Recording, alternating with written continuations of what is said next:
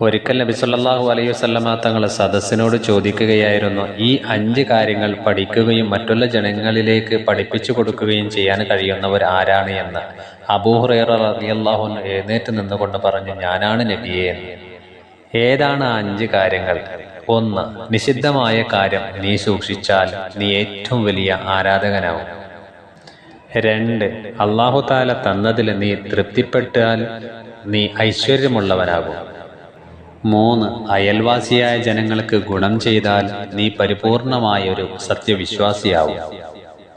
4. നിനക്ക് ഇഷ്ടമുള്ളത് മറ്റുള്ള ജനങ്ങളിലേക്ക് ഇഷ്ടപ്പെടാൻ കഴിയണം, എന്നാൽ നീ പരിപൂർണമായൊരു മുസ്ലിമാവും. 5. പൊട്ടിച്ചിരിച്ചുകൊണ്ടുള്ളതായ ആ ഒരു വർധനവ് നിന്നിൽ അധികരിച്ചു കഴിഞ്ഞാൽ നിന്റെ ഹൃദയം നിർജീവിയായി മാറും. അതുകൊണ്ട് ഈ 5 കാര്യങ്ങൾ ശ്രദ്ധിക്കുകയും ജീവിതത്തിൽ പ്രാവർത്തികമാക്കുകയും ചെയ്യണം.